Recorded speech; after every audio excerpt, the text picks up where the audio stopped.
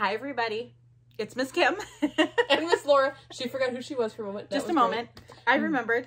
Merry Christmas. Yes, Merry Christmas. And I'm wearing my fancy dandy Christmas shirt from A Christmas Story. Since I can't put my arms down, I sometimes cannot put my arms down when I'm wearing like 4 layers of clothing. Yeah. So I quote the movie every time. And that's in summer. Just kidding. No, not my favorite Christmas movie.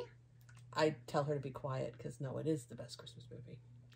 Well, except for Christmas Vacation, but that's a whole other story. No, I like the classics. I like the old black and white ones. Miracle on 34th Street and It's a Wonderful Life. Those the old Building Alone? Yeah.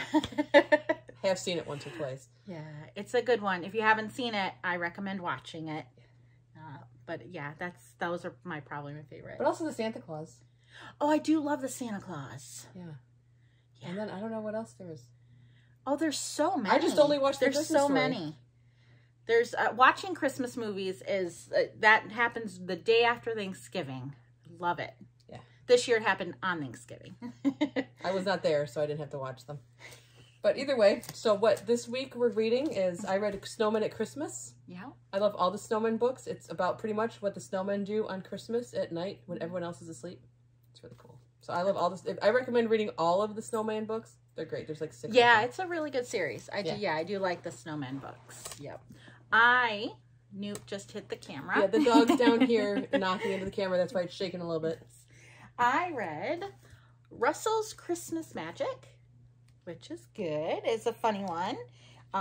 It's also really cool. There's a really cool car in there because I like cars. And Russell is a sheep with a really neat hat. So there's kind of a little bit of a glare, but there's his hat.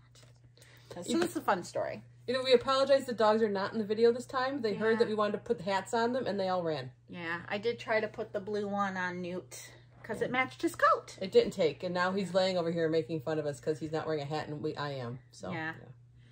But either way, so Merry Christmas. We will see you again in the new year. Yes, and next year. Yes. Yep. So Happy New Year as well. Yeah, and if we don't see you at the library, where would we be? I don't know. I don't know where I was. Do you know something I don't know? I don't know where I was going with that. I don't either. So we'll just say bye, and we'll see you. We hope to see you at the library. Yes. That's what I was going to say. Merry Christmas yet again. Merry Christmas. Russell's Christmas Magic by Rob Scotton. 'Twas the night before Christmas in Frog's Bottom Field. Not a creature was stirring, except for Russell. As he was hanging the very last lantern on the old tree, a shooting star caught his eye. Closer and closer it came, brighter and brighter, and then whoosh! The shooting star snuffed out the lanterns and came down somewhere in Firefly Wood. Now Christmas is ruined, Russell groaned, and he trudged off to investigate.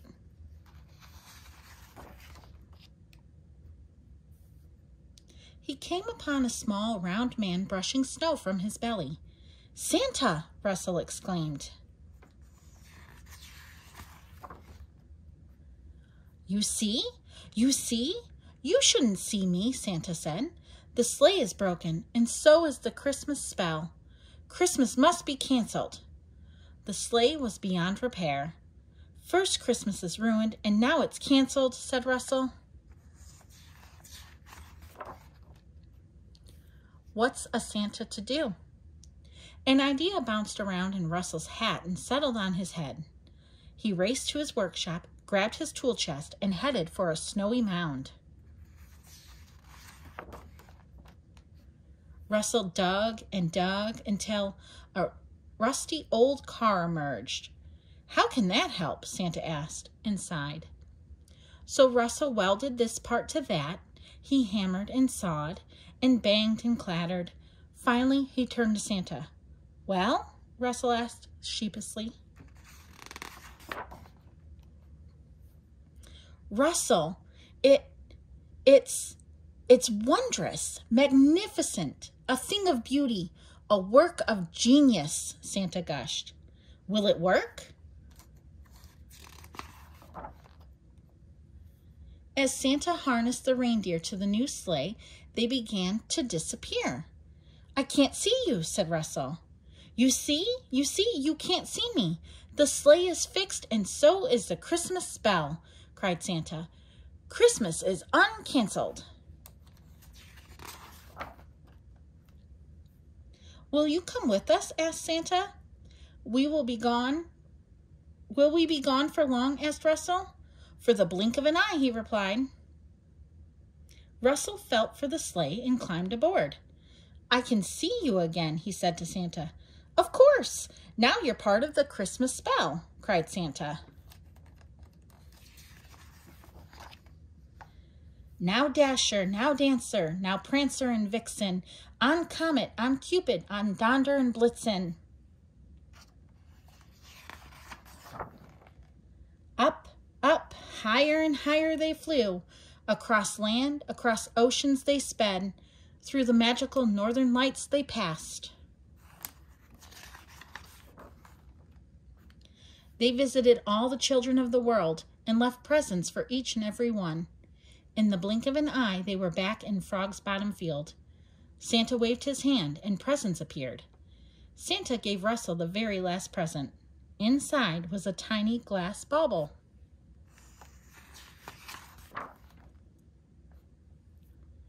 Russell hung the ornament on the tree, where it flickered and glowed. Soon it shone with all the brilliance of the northern lights. "It's a little bit of the Christmas spell, just for you," said Santa. "And now it's time to go." "Goodbye, Russell, the sheep that saved Christmas," cried Santa. "And Merry Christmas to you."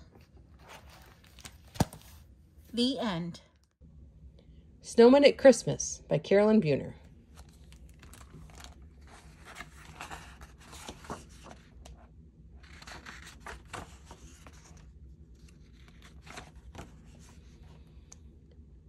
When Christmas Eve I made a snowman, very fat and jolly. I dressed him up in red and green and trimmed his hat with holly.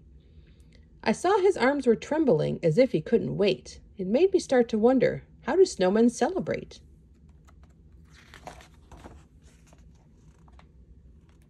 I think that while I'm snug in bed, dreaming of Christmas treats, the merry snowmen slip away and hurry through the streets. They glide down snowy avenues with lamplights all aglow, the sleeping city blanketed in freshly fallen snow.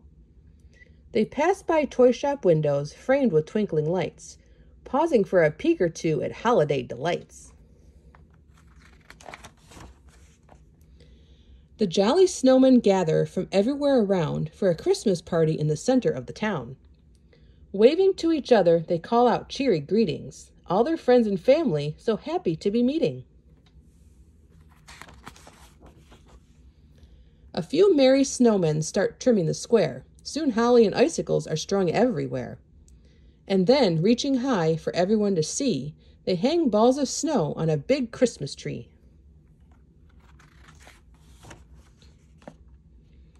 The snow children play freeze tag, or red rover, or climb in a stack until they wobble right over. The mothers lay out all kinds of cold treats, ice cream and snow cones and dainty iced sweets. Then the dancing begins to the tune of a fiddle. All the snowmen line up and sashay down the middle.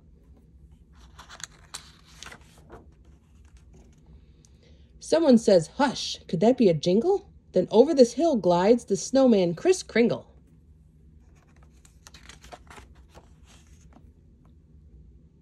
He opens his sack with a jolly ho-ho, and he pulls out their presents, each made of snow.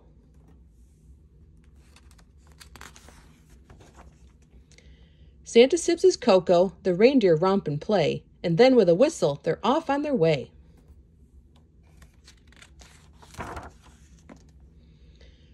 Such fun snowmen have, but there's still one more thing. With hearts full of joy, they hold hands and they sing. While the fiddler plays and sweet silver bells ring, they sing songs about snow and the birth of a king. The children are sleepy and the grown-ups are yawning. The snowmen go home just as Christmas is dawning. They're all back in their places when Christmas Day starts, but these folks made of snow have a glow in their hearts. Their smiles are more tender, their eyes softly shine, as the snowmen dream dreams of their Christmas time. Merry Christmas!